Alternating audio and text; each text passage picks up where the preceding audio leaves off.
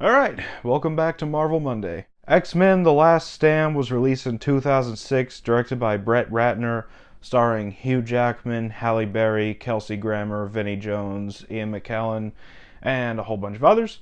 Now, for my money, I believe this is the first X-Men movie I actually remember being in theaters.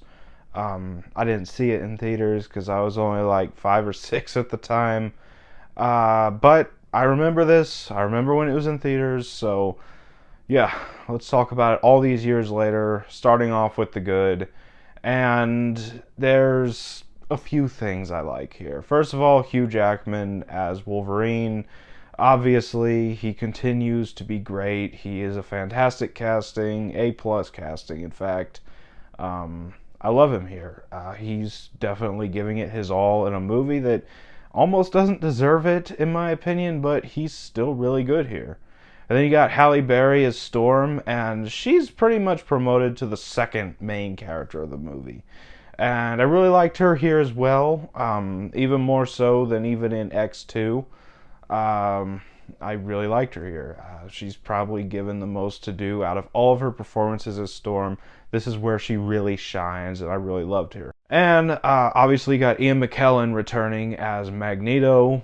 He's great, as he always is. I love his storyline, and I really love the arc that he goes through in the movie, and you kind of understand where he's coming from in his antagonistic ways here. Really great performance from McKellen. Honestly, another performance that this movie did not deserve. And then obviously Patrick Stewart, he's great as Professor Xavier. He's not in it a whole bunch, but he's really great either way. Famke Janssen as Jean Grey. She goes full evil in this movie. This is a kind of an adaptation of the Dark Phoenix storyline. I really liked her here. I really liked how she pretty much flips from how she was in the first two movies, and now she's just full evil. I really liked her performance, and I really love the conflicted nature of her character, even when she's full evil. And there's a few newcomers in this movie that I want to talk about. First of all, you got Kelsey Grammer as Beast. He's absolutely terrific here. I think he's another A-plus casting. It's kind of a shame that he doesn't really come back as the character except for like a 2-second cameo at the end of Days of Future Past, but I loved Kelsey Grammer as Beast. I wish he was in more as Beast, but I thought he was great either way. And then I know that this isn't a very good portrayal of the character, but I honestly liked Vinnie Jones as Juggernaut. Now, let me say it again. This is not a good portrayal of Juggernaut at all whatsoever. But Vinnie Jones was having such a fun time playing this character, and he had such a fun screen presence that I can't help but love his portrayal either way.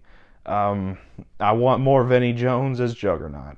He's probably never going to come back as character, but I thought he was a fun screen presence, and I enjoyed his performance. Outside of the performances, some of the action's pretty good. Specifically, the final battle. I love the final battle of this movie. It was a lot of fun. It was intense, and I just had a good time with it. The score is pretty good as well. And outside of that, that's about all for the good. On to the bad. And there's just a lot that I don't think works for this movie. First of all, you get so many characters that are sidelined, wasted, or just not used at all. First of all, Cyclops is killed off in the first, 5-10 minutes of the movie. Didn't enjoy that. Rogue doesn't do much in the movie. She kind of just disappears halfway through and comes back at the end with no powers. Didn't like that. And like I said, Professor Xavier's not in it a whole bunch. He gets killed off before the halfway point. Didn't enjoy that too much either. And I also didn't really care for how they portrayed Iceman or Pyro in this movie. I know some people really like how they portrayed Iceman in these movies. I'm not a fan of how they portrayed Iceman in these movies. Pyro was downgraded from the last movie. I didn't really like any of the other new characters in this movie, specifically those goth teenager mutants that joined Magneto. Didn't care for any of them. And I also didn't really care for how Mystique was depowered and sidelined before the quarter point of this movie. Yeah, I didn't really care much for that either. And aside from that, the story here is just all over the place. This movie does not know what it wants to be. You get a storyline for a mutant cure. You get a storyline for Jean becoming the Dark Phoenix. You get a storyline with Rogue wanting to be free of her powers. You get a storyline where Beast is trying to speak up for mutant rights. Pick one or two storylines. Don't do all these hodgepodge storylines into one. It just doesn't work. They're jumping from plot point to plot point. They're yo-yoing everywhere.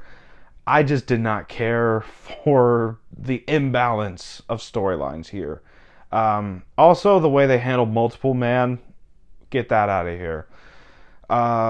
Yeah, this is just a mess of a movie. Apparently, they went through like 3 different directors. Bryan Singer was going to come back. He had to drop out for some reason. Matthew Vaughn was going to direct at one point. He dropped out. Then they finally settled on Brett Ratner. And I just feel like too many people were giving their ideas, and all those ideas were getting written into this movie. That's just how I feel about it. I don't know if that's how it actually happened. It just felt like there were too many cooks in the kitchen for this movie, and it really shows. Yeah, that's about all for the bad. On to the final thoughts. This is not a terrible movie, but it is a mess, and I don't like rewatching it too much. X-Men The Last Stand is a disappointment, to say the least. It's a mess, and I can only give it a 4 out of 10. So that was my thoughts on X-Men The Last Stand. What did you think about this movie if you have seen it? And as always, if you enjoyed this video, don't forget to like, comment, subscribe, and I'll see you all next time.